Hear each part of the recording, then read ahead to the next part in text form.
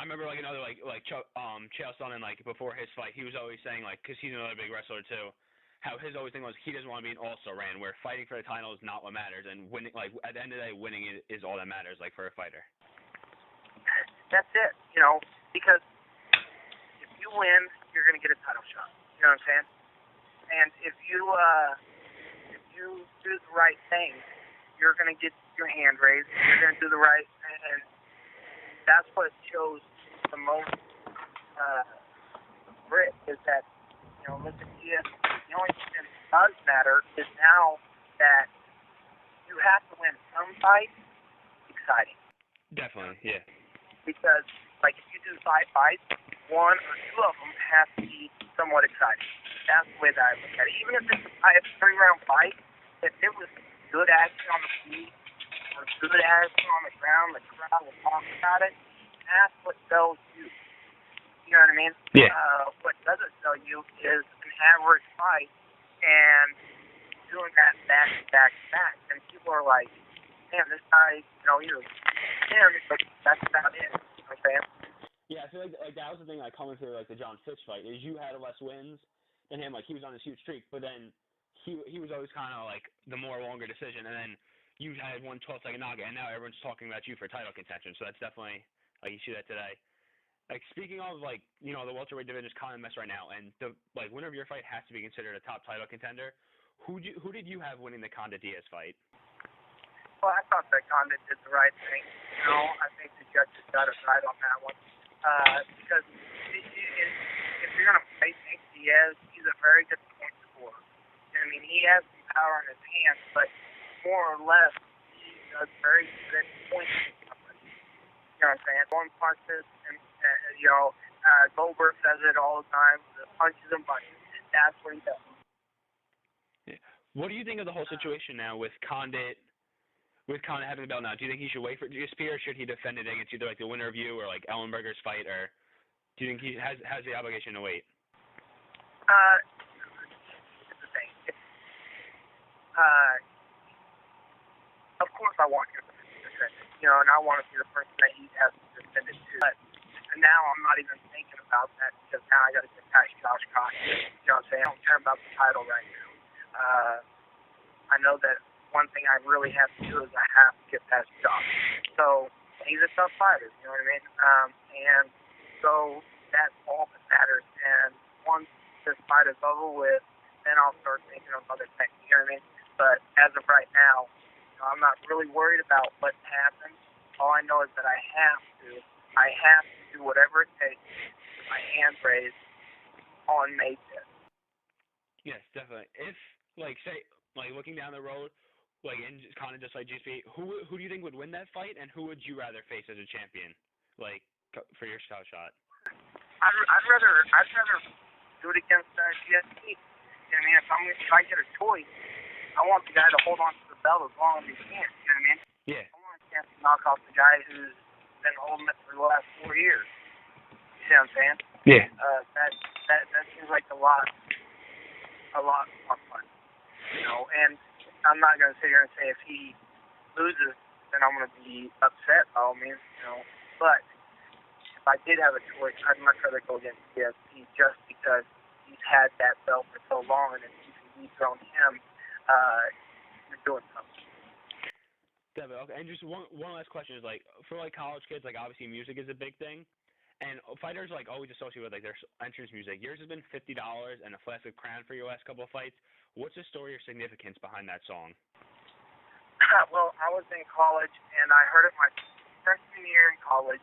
Yeah. In the summer of that year, and they started letting us go walk out to a song. And once they started having us walk out to a song, it sort of everything that I believed in. Have a little bit, drink a little bit, have fun, and and enjoy life. And that's sort of what that song is about. Is you have a little bit of fun, you might get in a fight, Yeah. And that's sort of my college career right there. And I was just like, you know what? I'm going to keep that for fighting. Then plus I met Lou Emerson. He's a really nice guy. So I week to do. So. Did you ever think about MMA while you were in college, or did it just kind of happen? Like, you just came out and saw like that was a good avenue to keep like wrestling or keep active? Actually, I didn't. Emo said that well, everybody knows him as Emo, but I know him as Muhammad Lawal. Yeah. He was like, Johnny, one day you're gonna be doing this. I was like, get up, right? You're full of it. And after I lost my senior year match, I was sitting there for a week. I prayed every night, prayed every morning. What do you want me to do with my life? You know. And my manager called me, and he was like, hey, would you like to try fighting? I was like, okay. You know, I think I can get good at it. All this other kind of stuff. And sure enough, I did it, and it felt like it was the right move for me. You know, and I prayed about it for another month, and I ended up moving out to Vegas. You know, and I felt like everything was the way that it needs to be. Everything felt right, and I ended up moving out there, and it was sweet.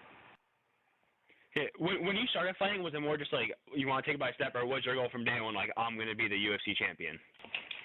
Well, I told my manager, if I'm going to do this, let's make a goal, and my goal was to be the UFC champion. You know, I'm not gonna come into a sport, and I know that's high expectation. Yeah. But if I'm gonna come into a sport, I don't want to say, let's just try to make it in the UFC and see where it goes from there. You know what I mean? Definitely. If I come into a sport, I want to make sure that I'm giving it my 110%. And so I looked at him and said, all right, we're gonna do this. Here's my goal, and my goal is to be the UFC champ. And that's the only thing that ever mattered to me. And, you know, my manager asked me a couple times to fight in smaller shows for belts, and I said, I don't care about those belts. Yeah. What I want is the UFC. And, you know, looking back now, I thought, you know, I think you're crazy speaking that, but I think that's what I needed to drive myself to get to where I am. What was it like when you finally got that call saying you were going to have a fight in the UFC?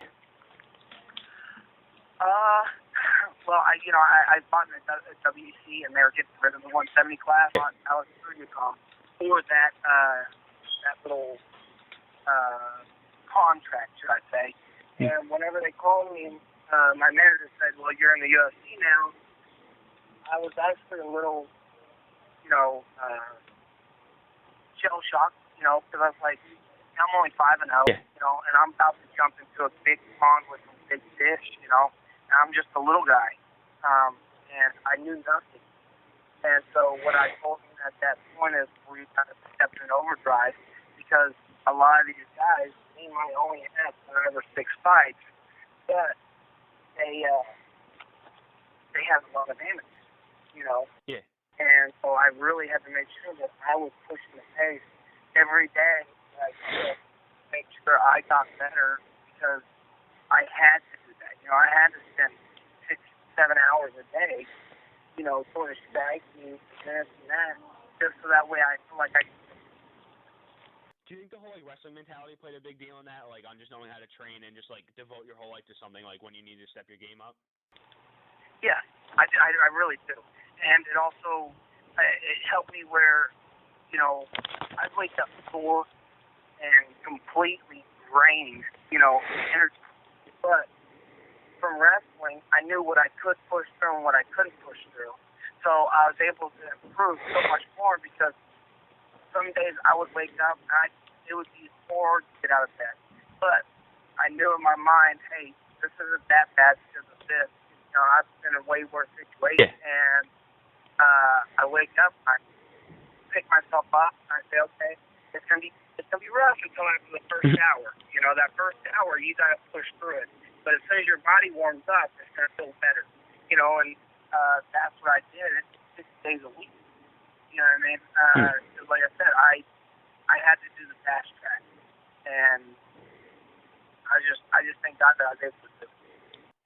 Yeah, this is personal question, because I know when I train, I love to just go live. Do you think that did you like to drill more and work on your technique, or did you just like to go all out sparring 6 days a week? No, I did technique. Okay, for the first year, I didn't spar any pros. Yeah. Nobody famous.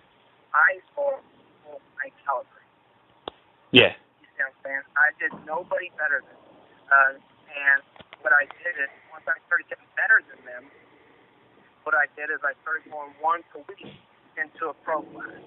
Yeah. And I get beat up a little bit, and then what I do is I go back to the other guys, and I would tone it down to their level, and I'd work. And I'd see what's going on, why am I getting hit here, and that's what I would do is I'd break it down with the lighter level guys and break it down, and then I'd go back to the pro class to get that work. So I did that. And then I started actually going to a pro class constantly after that. Oh yeah, that's great. I mean, it's great to see how far you come, and like, thanks for taking the time with us, and good luck on your next fight. Hey, thank you so much. You have a wonderful day, all right? Thanks, you too. All right. Bye. Bye.